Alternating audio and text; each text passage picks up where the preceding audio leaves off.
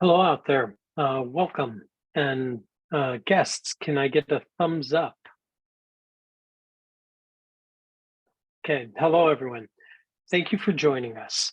I'm Michael Wiegers, Executive Editor at Copper Canyon Press, and I'm coming to you live from my home in Port Townsend, Washington, which is on Coast Salish slalom land.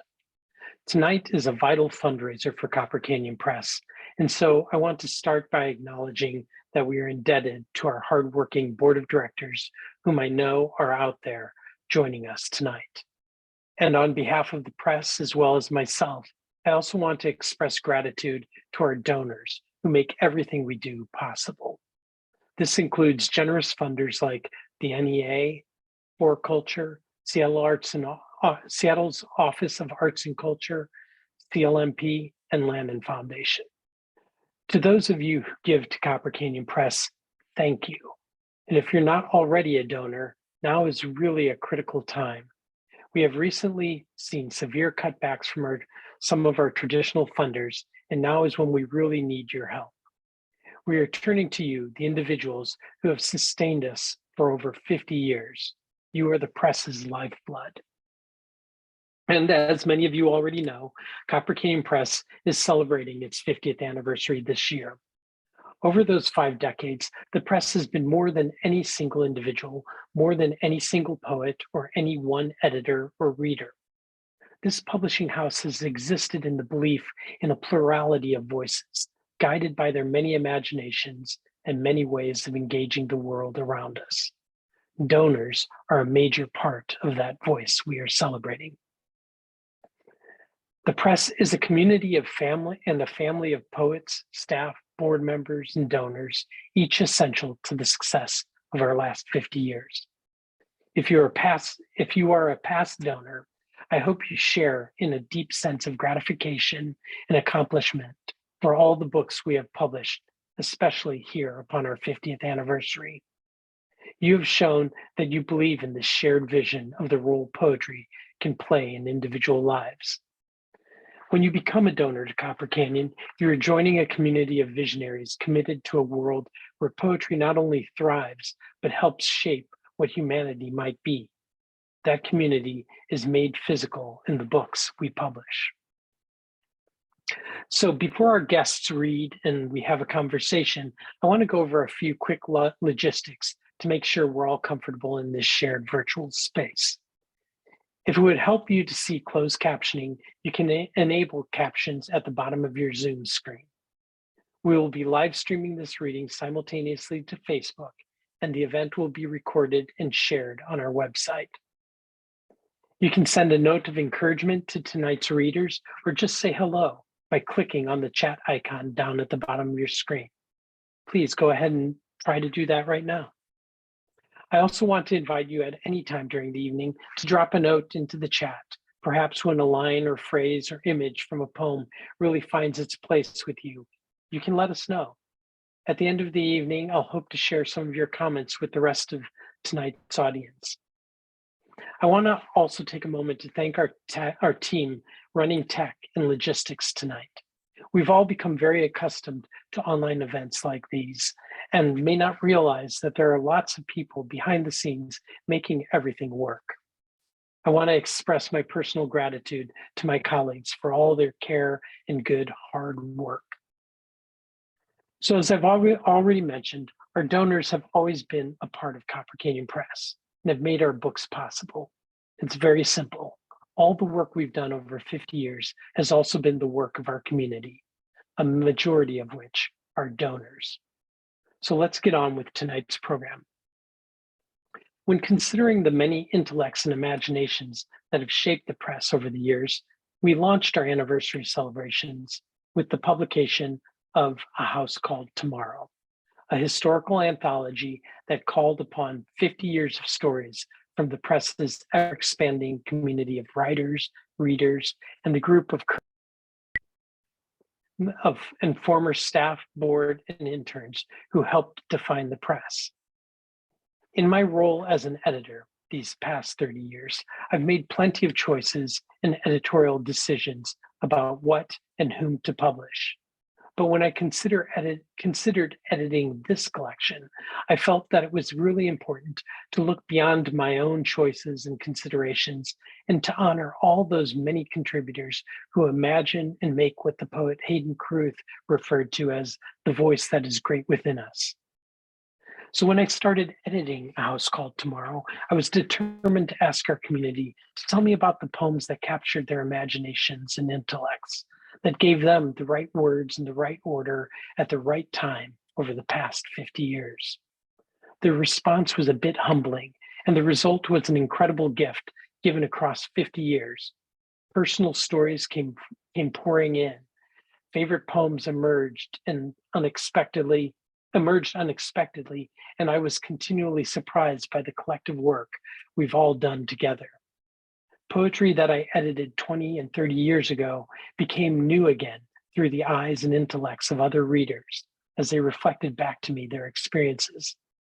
We ended up with one of the biggest books we've ever published, and still we weren't able to include all the stories and poems. With A House Called Tomorrow, I decided to focus, as we always do, on the poetry. And yet, all the beautiful stories we had to leave out were just too wonderful not to share with readers. So now, with your help and in honor of readers like you, next we're publishing a companion anthology, Come Shining, More Poems and Stories from Copper Canyon Press. It's going to be a beautiful portrait of 50 years of poetry, filled with photographs, personal stories, and yet more poems. Tonight's event is also going to be a little different than those we've hosted in the past. In addition to poems, I'm hoping we might share some stories and offer you a little insight into the inner workings of the press, as told by those who have been a part of our effort for many years. We'll be sharing some favorite poems throughout the evening, but we're going to do so within a larger conversation where poetry remains central. Our guests will share some of their experiences within the world of poetry and Copper Canyon Press and writing. Like many of you out there, their support over the years as writers, as editors, as readers, and even as donors has made this endeavor possible. So first, I'd like to introduce all of our guests at once. I'm going to start with Dave Caligiuri. David resides a 5-minute walk from Lake Superior in Duluth, Minnesota. He has, as the company Two Hungry Rabbits, practiced the editing arts for 30 years. He's been an integral part of Copper Canyon Press since 1996, and I've had the great honor of knowing him even longer than that. He's a co-founder of the literary organization Rain Taxi and its journal, the Rain Taxi Review of Books. Dave is married to the artist Jessica Roeder and is beloved by the many poets whose books he's touched along the way. His graceful hand and agile mind has been a part of nearly every Copper Canyon book of the last quarter century. Angela Garbes is the author of 2 nonfiction books, Essential Labor, Mothering as Social Change, which was named a New Yorker Best Book of 2022, and Like a Mother. Angela has been featured on The Daily Show with Trevor Noah and NPR's Fresh Air. She was a Copper Canyon intern in 1999 and worked as our very first publicist, starting back shortly after that and through 2006. She lives with her family in Seattle. And finally, Paisley Rekdal is a Utah-based author whose work include a book of essays, The Night My Mother Met Bruce Lee, and the hybrid photo-text memoir, Intimate. A lauded poet, she has also published 7 books of poetry, most recently West, published by Copper Canyon Press, and Nightingale, which won the 2020 Washington State Book Award. And the multimedia, and her newest book, West, a translation, is a stunning multimedia work that we've just published. Until recently, she was a distinguished professor at the University of Utah and has just started as the new director of the American West Center. So to get us started, I believe Paisley is going to read a poem which was recommended to us by Ron Martin Dent, a former intern at Copper Canyon, who moved on to a career in publishing and library sciences, including work as an archivist. He, in Come Shining, he gives a beautiful tribute to the poem Mortal Love. And Paisley, I'm hoping you'll take this moment to read that poem for us. Thank you, I will. Mortal Love. I would say, I'm sorry, just ruining my reading. I was going to do it. There's a poet that I mentioned, and that poet is Raul Zarita, but he's not named in the poem, but I want you all to know because he's just a marvelous poet. Mortal Love. If we were immortal, the poet said, like the Greek gods, love would not be needed because time ceases to matter. Love needs urgency to be felt at all, at which point I left the hall, hurrying home to cook us dinner and change the sheets, to sit a moment and rest before you came back home to me, thinking all the time of the gods in our stories who, even with eternity to spare, loved, which brought them into the human realms of war and murder, the chaining of lesser beings in pits of flame, the skinning of rivals, and the creation of children sometimes beautiful, sometimes monstrous.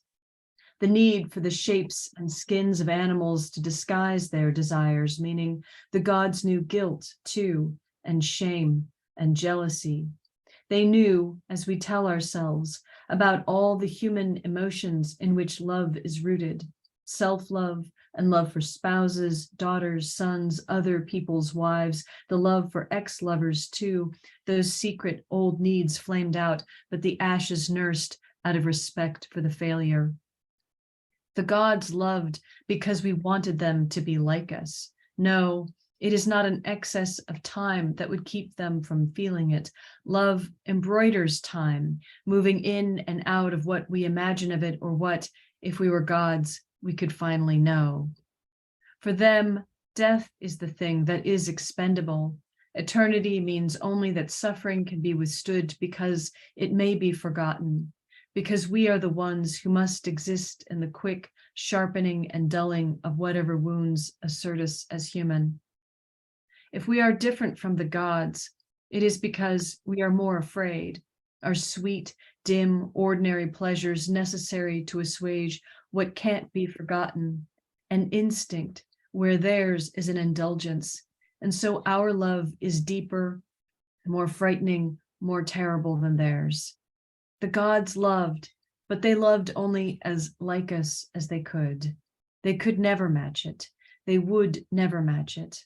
And it's because of all the things they loved, eternity would teach them to covet most their power and their will. We have these things too, in abundance, but not time. For love needs no time at all.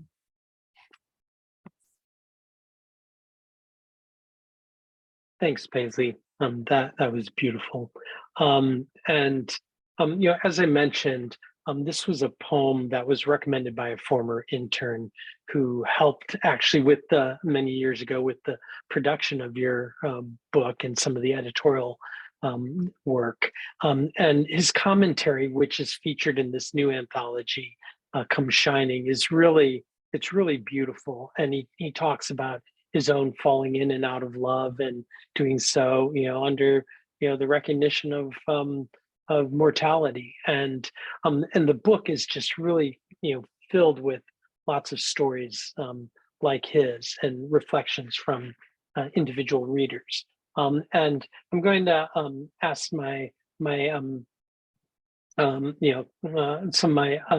ask my colleagues to bring Dave and Angela back on as well. We're going to come back to you, Paisley, in a bit, but I want to invite them to read a couple of poems, and then we're going to have some conversation and more poems. Just wanted to highlight that, that was from your first book with us, Imaginary Vessels. And one of the people who worked on that, in addition to that intern, Ron, was David Caligiuri. He's read nearly every book we've published and is one of the many unsung heroes behind the scenes in our books. He makes every one of our books better And I'm going to ask him to give his own voice to some of the poems now.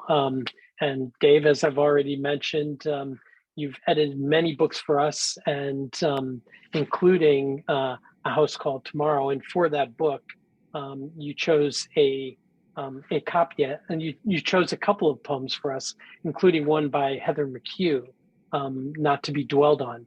Would you be willing to read that for us? Of course. Thank you. Thank you, Copper Canyon. Thank you, lovers of Copper Canyon. And good evening. Not to be dwelled on. Self-interest cropped up even there the day I hoisted 3, instead of the ceremonially called for 2, spadefuls of loam on top of the coffin of my friend. Why shovel more than anybody else? What did I think I'd prove? More love, mud in her eye? More will to work?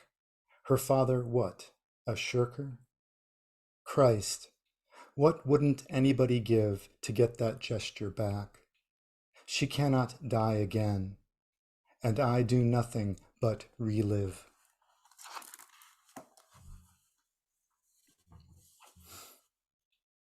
Thanks, Dave. So could you just, maybe quickly tell us, you've got a great anecdote that appears in Come Shining about first encountering that poem. Could you just tell us a little bit about that? How you first came to it as a reader before coming to it as an editor? Yes, I was living, Jess and I were living in Denver at the time, and I was at my medical clinic for a reason I can't remember and probably wouldn't say. And out spread on the tables, looking for something to read, I saw an issue of poetry, which has not happened again and hadn't happened before that time, seeing poetry out in a waiting room. And I paged through it. I think I might even had recently worked on a translation issue of theirs and saw this poem. I read it, and it just struck me and astounded me, really. It said something that is definitely true for me and is just true. And then a few months later, the press sends me a manuscript. It's Heather McHugh's, and there's the poem. And I actually was able to communicate with Heather about the poem, and have communicated with her since. She's a lovely person, and it was just an amazing coincidence of the good fortune I have to encounter the writers and the works. Thank you for that. Part of the reason I wanted to hear that story is because that's some of the work that happens behind the scenes, getting poems out into the world, to magazines and other publications, is the work of people like our publicists. And our very first publicist at Copper Canyon Press was none other than Angela Garbes, who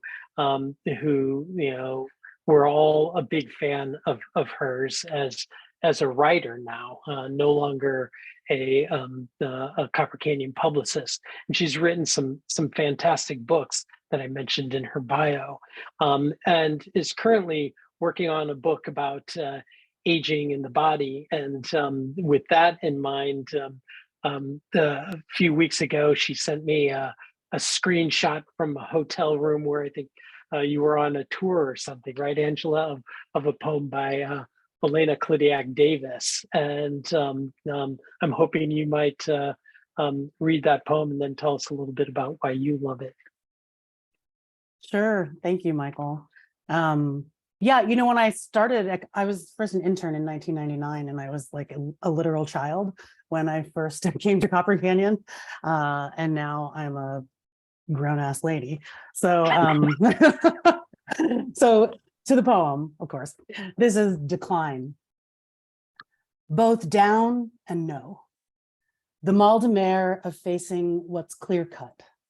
These unfined lines, the well-defined slack embrace of time. Glimpsed this etching first in the summer of 1996. Not possible. Can no longer fool. It's worn, it's ripped. Youth took this ship. Youth hung on every fucking sail.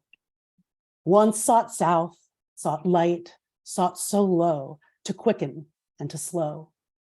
Went too fast, went too slow, some low flame of having been.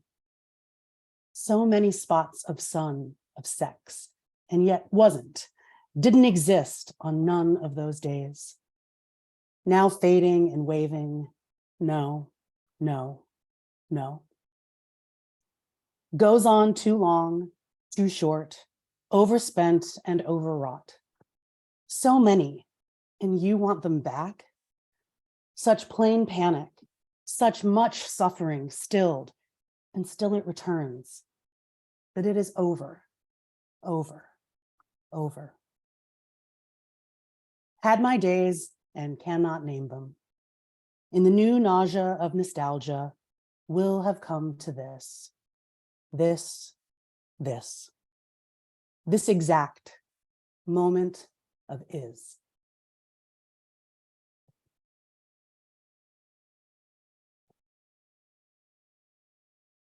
Thank you again. Yeah.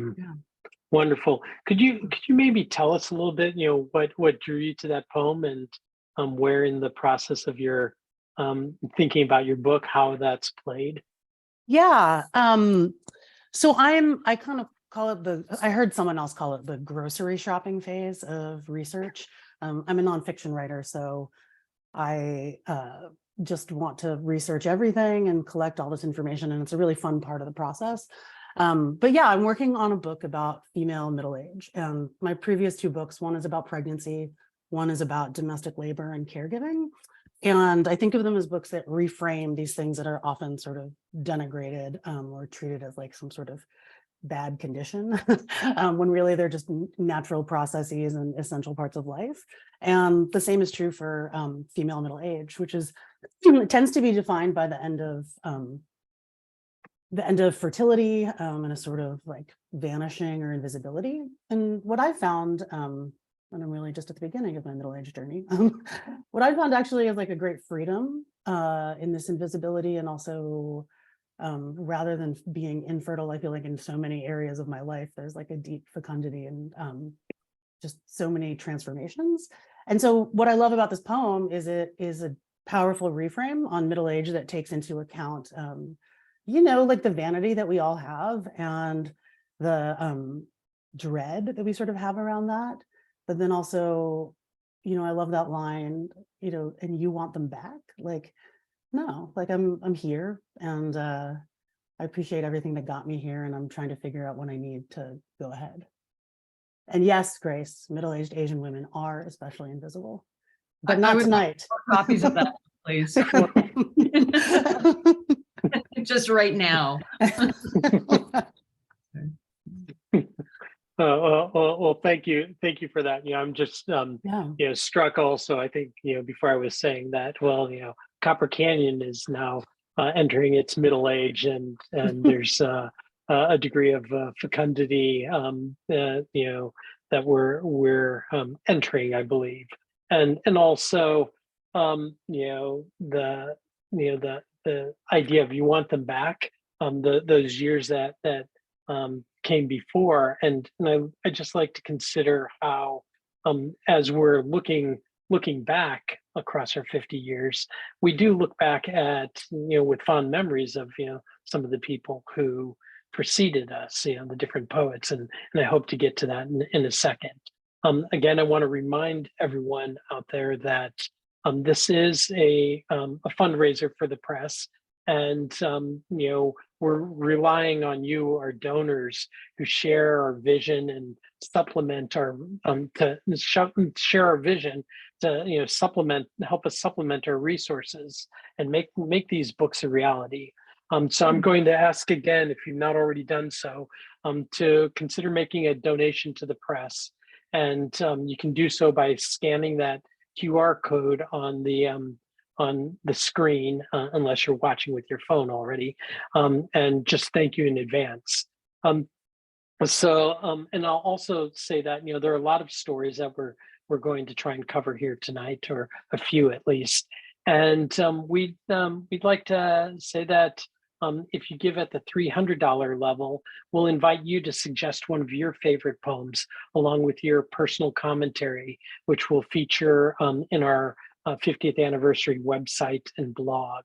So please consider making a donation. So I guess I want to get, well, I definitely want to get back to our poets, and so our poet and our guests. So if we can have everyone back on screen. And Paisley, I want to come back to you and just, I'm wondering if you might tell our audiences what it's like to work with a team, particularly of people like David, copy editors and publicists, no longer Angela, but now we have Rio, who is Rio Yamaguchi, who's just doing such magnificent work on our behalf. Could you, tell us a little bit about what it means for you as a celebrated poet to have people behind you? Well, it means everything. And actually, this is a message for David. Actually, it's a message for your wife because she worked on West. I mean, okay, I'm used to getting maybe 40 notes, copy edited notes, on a manuscript, but this was such a weird book because it's like half essays and poems and it's multimedia and there's just so much history that kind of weaves in these lyric essays. So when Jessica, the copy editor, got back to me, there were 450 notes. And I did have a moment with some tequila on the floor, going through them. But I mean, it was fantastic because we went over and over the book and I felt, there's so many, I've worked with almost every press you can imagine. And there are definitely presses that just sort of like push things through. And this was not that experience. I had, deep conversations with you, Michael, and obviously the other people that were like Philip, who were thinking about Philip, about what this thing would look like visually, how it was going to work differently than the website. So just everything from just like the layout of the book, the size of the book to, the particular dates, the exact number of people slaughtered an exact, particular battlefield. I mean, it was just, it went over and over and over these things, but I really, I just could not have made this book without a team. I mean, that was really very clear to me. And so I'm deeply grateful. And I love this book. I mean, I love all my books and, horrible children that they are, but this one's my favorite largely because it feels like such a group effort. It really feels like people had a lot to say and, had a lot of investment in it. And I think that that's really unusual. You don't see that in many presses, that level of passion, that level of care. And certainly I sent Jessica a crate of ice cream. Thank you. So hopefully you guys enjoyed that. Yeah, I've never, ever experienced that level of commitment to a book. So I just, if anything is wrong with this book, it's my fault. But she was, God bless all copy editors, but God bless copy companions in particular. Yeah, and I think I saw, Angela, you had something about copy editors as well. And you've been both on the inside and the outside of publishing, both as an author and as a staff person. So maybe you can talk a little bit about that and what you see the work of publishers doing. Yeah, I feel really lucky that my introduction to publishing was at Copper Canyon. I had no designs on, maybe it was like a far off dream, but I never thought that I'd actually become a published author. And actually, as you were talking, Paisley, I know what David's handwriting looks like. Like I can picture it exactly because it's very distinct.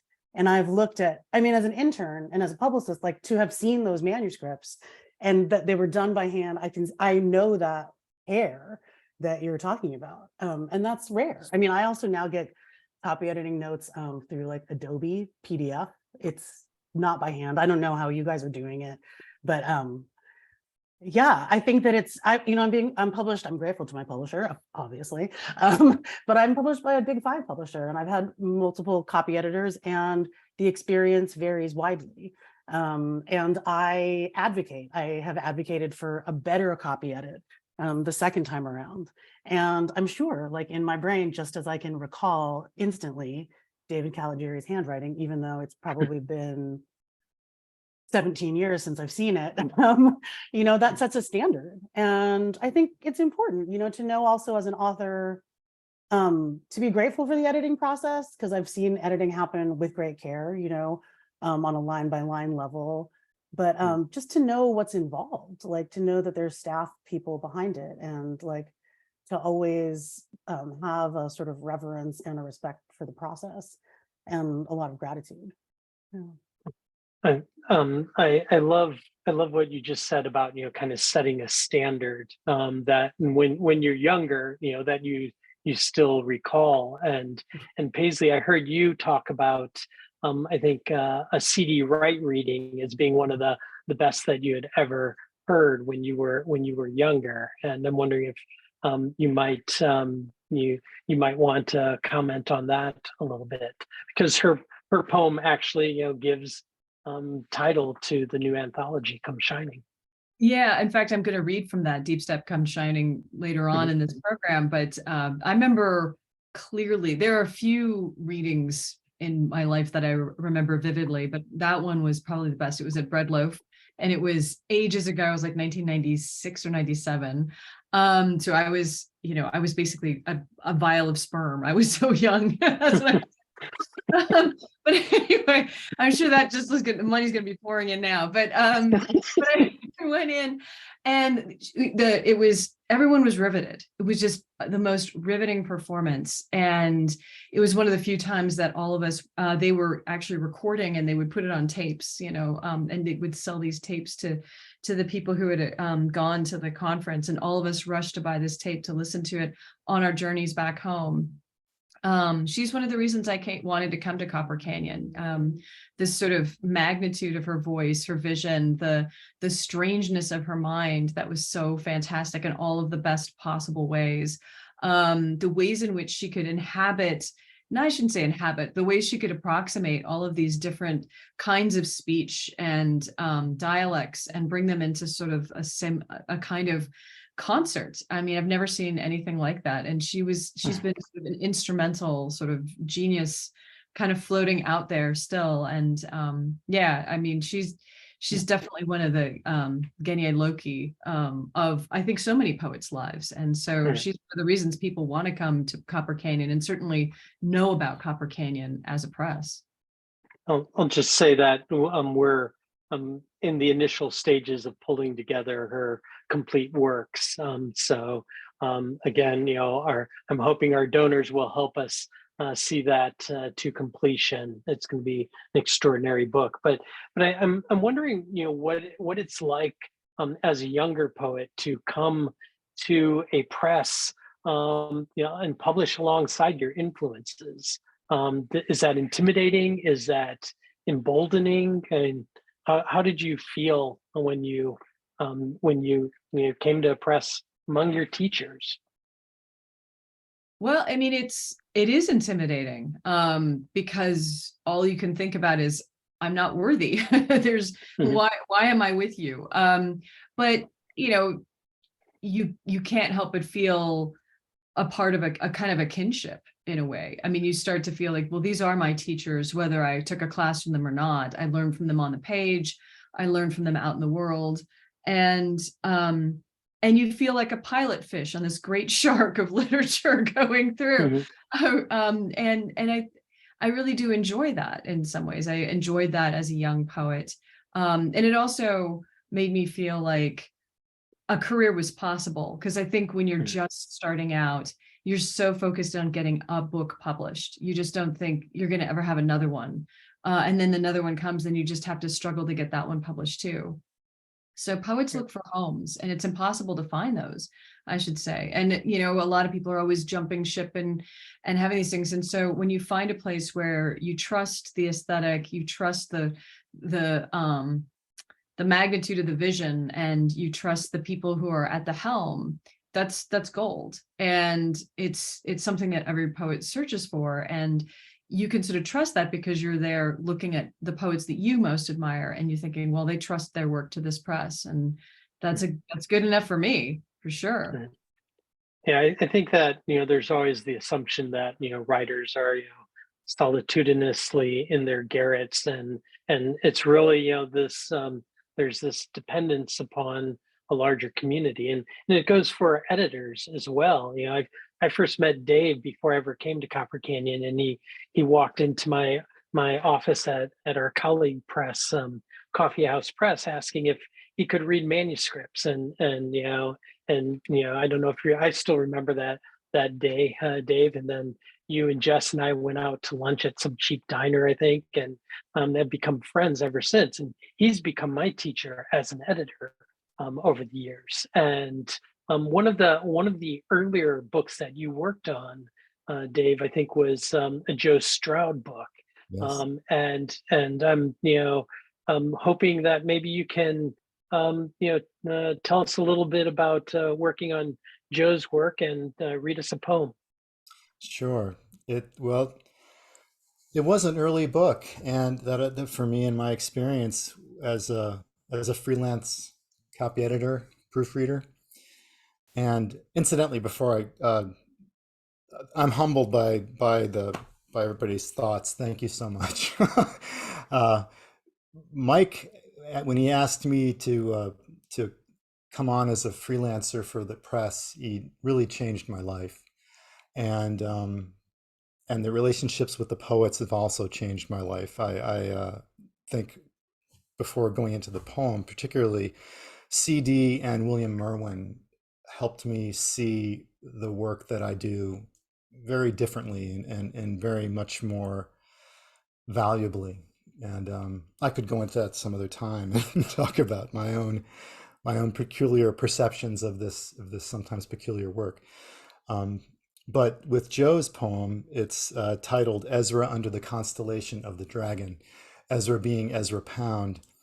And he just, again, much like Heather's poem, said something very deep about the inner turmoil of ego and identity. I think I'd like to just actually share the poem. Again, Ezra Under the Constellation of the Dragon. This would be Ezra Pound, who at the time of this poem is in a tent facing execution for treason at the end of World War II. And it goes, so what shall I raise against my righteousness? What put down anger? Take from the root of my heart vanity. I have wept and I have raved in the temple the cottonwood makes of leaves, knelt down within the day, death's other kingdom, and still the earth would have of me, and the night come down in points of fire.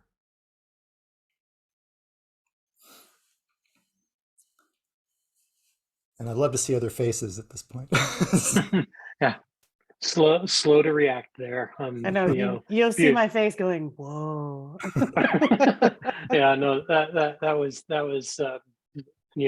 really fantastic. And I guess I just want to point out that as Paisley and Angela already mentioned, copy editing is a pretty critical role. And I'm wondering if you can maybe tell our audience what does it mean to copy edit poetry? What's a memorable situation that you encountered in your years of copy editing poems? There are many. Good question, Mhm. people say when they want to buy time. I just remembered something that about this work. Simone DiPiero wrote to me after working on his book with Copper Canyon, and he said, in thanking me very graciously, he said that I had the books back, and I love that, and I've kept that, and that is my view of it. I'm looking out for the book, I'm looking out for the author, I'm looking out for the publisher, and it's sometimes very hard to describe what that is. Poetry is language, like any other form of written expression, and I approach it as a means of communication, and I try to understand and value where the author is coming from, where I think the author is coming from. You'd asked for an anecdote, I think, and what I remember, and it involves you.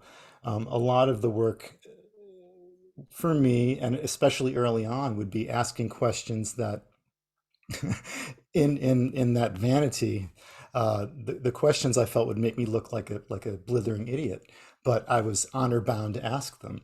And at one point, with one of Marvin Bell's books, he mentioned he had a poem where he mentioned Martin Buber nailing something to a door, and I was thinking, Martin Buber, maybe Martin Luther, but I felt like, but he knows what he's doing. I mean, what do you do with that? But again, this is, you have to ask these questions. You have to think about these things, and this is also part of the joy of the communication in this process of being allowed to have thoughts of someone else's work before it is published, which is a very deep honor.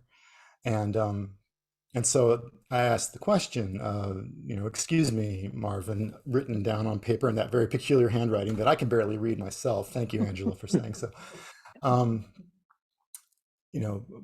Marvin, I just have to ask, do you mean perhaps Martin Luther? And it was an embarrassing question for me to ask. And I, as a joke, I signed Michael's name because I don't usually sign my questions. And so it goes off back to Marvin, and then the book is designed. And then at that time, it came back with proof to read the proofs, and the manuscript came back with it. And I came across that question, and I saw that where I had signed Mike's name, Mike crossed that out and wrote Sam Hamill, and kind of spread the blame. And Martin very beautifully wrote back, "You're right, I was a boober." And that was part of the joy of this work. I would have these long distance, long time conversations with the writers, and CD certainly was one of those people. And I mean, it was just amazing how rewarding this experience is for me. So. Well, if I can take a moment, since you mentioned CD, and just acknowledge that you had a particularly strong bond with her, as did all of us, I think, on screen here today. And maybe if I could get my colleagues to show our audience, upon her death, you actually had a portion of one of her poems tattooed on your body, and I'm wondering if you could tell us a little bit about just the copy editing that you brought to this tattoo. Well, this is from Deep Step Come Shining, the first book of CDs that I worked on, and it was the first Copper Canyon book. And that was also around the time of the Joe Stroud book that came up earlier. So this was early on in my time working with the press. And I was just moved to do this. And so I selected the text. I arranged it in that particular way I hope CD's blessing from somewhere. And I chose a typeface I wanted to use, Minion, which was a type that was appearing in a lot of Copper Canyon books at the time, and it was very distinct and very readable. I didn't own Minion typeface, and so I asked Valerie Brewster Caldwell, who was a designer for a very long time with the press and a very lovely person, if she would apply Minion to this text. And she had said, when I'd asked, "I've designed type for wood and stone and now flesh," and this is just, she was thrilled and I was thrilled. And when she returned it to me, she had many examples and many versions of Minion, but what really just struck me the most was that she said she resized the periods of this quote for better balance and better beauty in this type, and so she was the co-creator of this tattoo. And the reason there are mirror images here is that I had the tattoo put on backwards so that would be the image to the left, so that I could read it in the mirror, and that's what you're seeing on the readable version of this of this quotation. Thank you for that. So, and I just want to go back to something else that you said, about the suspension of ego in the Joe Stroud poem, and I think that that's one of the things that I've always really valued in how you approach all the books that you've edited. It's you put yourself to the background, and yet you hold the, as we see with that tattoo, you hold the work so close to yourself. And similarly, I'm hoping that Angela, maybe I could get you to talk a little bit about CD. As soon as I asked you what poem you would recommend, you immediately said Crescent. Could you read that poem for us and maybe Yeah, tell us a little bit? yeah, absolutely. Well, intro by saying, so when I again first came to the press, I think it's safe to joke about this. I used to sort of tease Michael and Joseph and ask, are we ever going to publish like non-middle-aged white male Buddhists? That was kind of the makeup of the list for a long time. But when I first got there, everyone was really proud of having published Deep Step. And I was like fresh out of college. I took it home, I read it, and I was like, what is this? Like, it really blew my mind. For all of the reasons that Paisley said. And so I was just really intrigued by CD's very strange and beautiful mind. And when I came back and worked as the publicist, we published Cooling Time, which was not exactly a book of poems. It was her sort of manifesto of poetry. And, Cooling Time is, I remember this from the publicity materials, was that were all printed in Minion, by the way, because that was definitely the house font. It was something about how cooling time is like particular to Texas law, that if someone between like a dramatic event and murdering someone hasn't had like a sufficient period of cooling time, you can't be found guilty. And so that was really like, and spending time with that book, which was just so beautiful and wild, and indescribable fundamentally, just sort of cemented like my admiration for CD and her work. And Crescent I found in Steal Away, which was a selected poems. And, back when I worked as the publicist, we were allowed to make business cards and pick a quote. And I picked a quote from Crescent. And then I've just been carrying around this poem for like 20 years, like inside of me. It's the epigraph there's a line that is also from the middle that's the epigraph of my second book, Essential Labor. So yeah, I'll read it. Crescent. In recent months, I have become intent on seizing happiness. To this end, I applied various shades of blue. Only the evening is outside us now, propagating honeysuckle. I am trying to invent a new way of moving under my dress. The room squares off against this. Watch the water glitter with excitement. When we cut below the silver skin of the surface, the center retains its fluidity. Do I still remind you of a locust clinging to a branch? I give you an idea of the damages. You would let edges be edges. Believe me, when their eyes poured over your long body of poetry, I was also there. When they put their whole trust in your grace, I had to step outside to get away from my cravenness. We have done these things to each other without benefit of a mirror. Unlike the honeysuckle, goodness does not overtake us. Yet the thigh keeps quiet under nylon. Later, beneath the blueness of trees, the future falls out of place. Something always happens. Draw nearer, my dear, never fear. The world spins nightly towards its brightness, and we are on it. Thank you, Angela. It's just, as you and everyone here has pointed out, there are, so many stories behind each and every poem that we publish. It's, each poem becomes more than itself. And so really appreciate your background on that. Paisley, I'm wondering if you might read us a CD poem. I think you've got one as well, before we wind things down here in a little bit.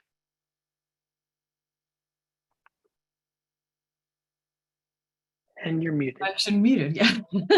One of the things that makes this book so amazing is also it makes it hard to read from in a way, which makes me go, again, think back to how she made this reading really work. But I'll point out a couple of things. This is from Deep Step Come Shining, which is just one kind of continuous poem. There's a lot of repetition, but one of the things that I love about this poem and I loved about her reading was it felt like these imagistic moments that she experienced on this road trip, but also the different languages, the different sort of conversations that she would have with people as she was traveling. So this is a section of this wonderful book, Deep Step Come Shining. Come shining, I have you in hand, Deep Step. That's Junebug's place, it's a mess. He was way old a long time before I ever was born. His daddy was a senator, lived at 12 Oaks. Tornado pulled up all 12 and tossed them in the fields like drinking straws. Without the Oaks, it looks like an asylum for the criminally insane. She was my friend girl for 3 years. We were thick. Then she ran off and got married. Her mother and I sat on the scratchy plaid sofa crying, too young, too young. She hung on in when they run over his dog. She hung on in when he caught his hand in the trolling motor. She hung on in when he started talking out of his head. She hung on in when he flunked the polygraph. She hung on in. Come on, hun. If you come undone, I come undone. You take 2 eggs over or 1. 16. The white piano shivered in the dark like a boy with an orchid. He set fire to his birthday present, the white Angora sweater in the judge's driveway, because she wouldn't go all the way. I see, I see.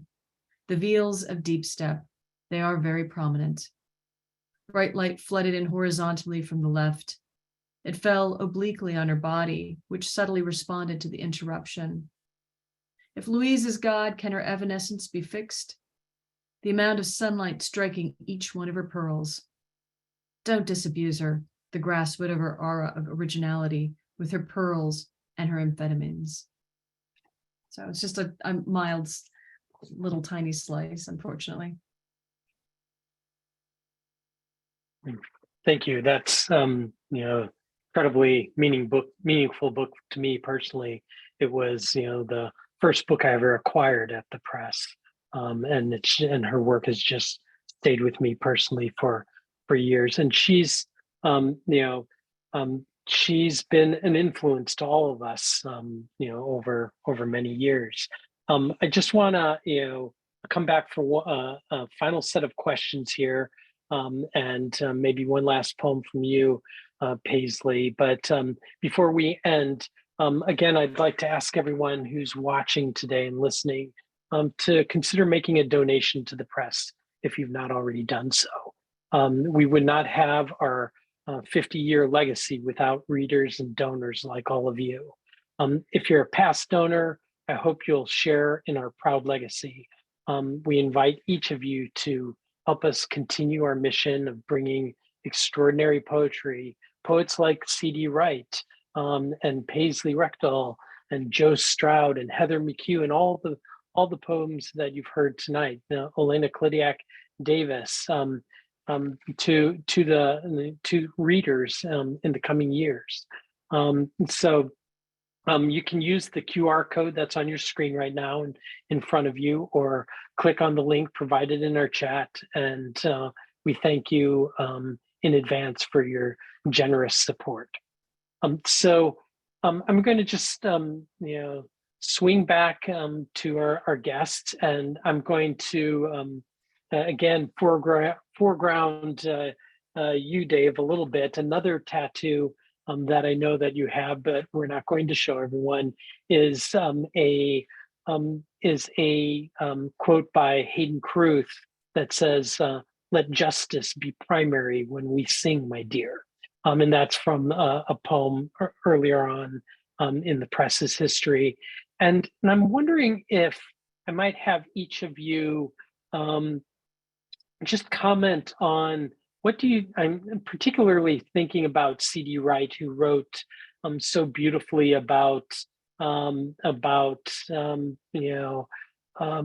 issues of justice, and also wrote um, oh, I don't know if evisceratingly is the word I want to use, about civil rights era and the prison industrial complex. I'm wondering if each of you might talk about the role of poetry in the pursuit of justice, and I'm going to start maybe with Dave. I'll start with you. Why that particular quote on your body? Um, yeah, there are a few quotes. I know you're an anthology. Yeah, that's what Hayden very kindly called me. Um, well, speaking speaking truth, and saying what is difficult to say, and that is a political act, and it's a challenge. The let justice be primary when we sing. I mean, I don't think that's the first thought that comes up. And why are we making sounds? There are many reasons, of course, but that is a question. Why? There's that thought of, if I say something, is it true? Is it kind? Does it need to be said? And I think we all struggle with that. Are we saying what needs to be said? So, Thank you. So, Angela, can you maybe respond to that idea of singing justice?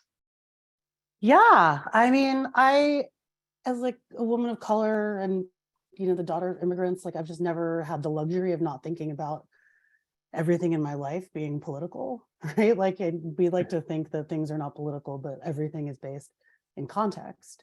And so like in coming into consciousness around that, which sometimes I feel like I came late into that, but I also just feel like I'm right on time and I'm still developing that. But that's 100% like why I came into writing, because I wanted to hear voices like mine, voices from my community. This country really wants us to be silent, people who look like me. And so, that idea of justice, and I think that's why, like I would give you guys shit when I was at the press, right? And it's been really wonderful to see also like the press making, like learning in public and making changes, and like, not apologizing for a past, but like as many industries have reckonings towards, racial justice and equity, I think it's really important for us to take that head on. Like that to me is real allyship. But to get to the fun part, which is singing, I mean, that's poetry to me. There's breath, there's musicality. And, again, as someone who writes prose and nonfiction, poetry is what I go back to. It's what it's like when I'm really going on prose, like I hope that it is singing in the same way that poetry sings and has rhythm and physicality. Yeah. And I think everything I do is like, that desire for justice and equity is an animating force in my life and certainly my writing. Thank you. And Paisley, finally you. I think, the new book kind of expands upon and even explodes some of the work that CD did in terms of, bringing in translation as well as, docu-poetics and historical poetics. And I'm wondering if you might say a few words about that, the notion of justice in poetry. Well, it's a dissertation, but I would say I'm immediately thinking of actually another poet that you were publishing, which is June Jordan's work, and she's somebody who very much made her politics part of her aesthetics. And going back to, Heather McHugh for a moment, one of the poems of hers that I really love is actually What He Thought. And I won't read the poem, but it ends with, it's a poem about Giordino Bruno, who is basically put in an iron mask and burned at the stake. And so he can't speak because he was such a powerful orator. And he was there to sort of, speak truth to power, but they muzzled him. And the last line there is poetry is what he thought, but did not say. And for many years, I think that was like a line I really loved and believed in. But I actually think working as a poet myself and being influenced by poets also like C.D. Wright or June Jordan, I think poetry is what he thought and said. I think it's really important to actually be able to, justice is a beautiful concept, not just a beautiful philosophical concept, but a beautiful human concept. And poetry is a beautiful art. And I don't see these things as divorced from each other. I think I came up in a workshop culture that wanted to divorce those two things. But to me, one of the reasons that we change is because we are moved by beautiful ideas, and we are moved by the beauty of the language in which those ideas appear. So when I was working on West, which is all about Chinese Exclusion Act and how it's, attached to the Transcontinental Railroad, but thinking about all of the different people who were sort of shut out of America, not seen as even human. How is it that you can restore an idea of humanity and make that kind of struggle beautiful so that people will be not only moved by it, but will resist that kind of force when it comes back to you, when it comes back in this culture, as it does over and over and over again. So, I think, just to reiterate, I think poetry is what we think and say, and justice is what we can feel and also express through poetry. Thank you. So with that, could we get you to read a poem of yours that appears in a house called Tomorrow, Not Ash? Yeah. So one of the challenges of writing this poem was to not sound like myself, which probably doesn't actually work, but it's a persona poem, and it's in the voice of a 19th century biracial journalist who took the name Suisun Farr. Not Ash. I remember the boy who called me dirty, and the French women who hissed pauvre petite as I passed on the street. And I remember the girl like me at school who pasted her face with white paint and blacked her brows to pass, she said, as Mexican. I remember everything for which I was made to feel ashamed. Even the fact my father said I would never make half the woman my mother was because of my heart, which the doctor now calls unusually large. Memory is the weakness I bear on my own. I come from a race on my mother's side said to be the most stolid and insensible, yet feels so keenly alive to suffering, it hurts to hear the words strangers use for Chinese shopkeepers or watch the Chinamen here laugh when I say I am of their race. I, who but for a few phrases remain unacquainted with my mother tongue. I have the name my English father gave me, and I look like my father. I could be loved if I lived as if I were like him too. But I prefer the name I have invented for myself. I want the world to see my mother in me, regardless if the Chinese have no souls. I do not need a soul. It is not my soul in question here in these hot glances, these furious whispers. Why care for love when I do not know if I should be loved, if I should love others in return? Love is a white loneliness that swells the heart and shuts me out from pleasure. What is there for one like me to do but wander, a pioneer traveling between west and east, myself the link they threaten to destroy between them? I do not need a name on legal papers. Here is a match. Here is the mirror in which my pale face burns its flickering allegiances. My soul is everywhere on my person. I lose nothing of myself that has not already disappeared.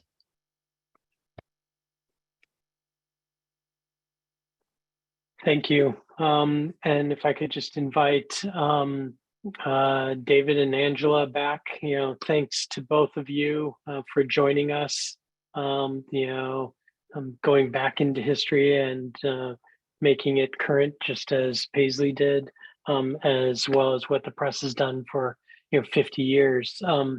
It's beautiful way to end the evening, and I'll just remind everyone out there, if you haven't had a chance to make a donation in celebration of our 50th anniversary, please consider doing so now. And if you donate at sorry, I can't remember what level, you will get a copy of Come Shining, the new anthology that will be published and full of stories such as these. So again, thank you to our guests. Thank you to all the people out there watching us tonight. We do it because of you, and we do it with you. So thank you so much. Okay, have a good evening. Thank you. Thank you. Thank you so much. Oops.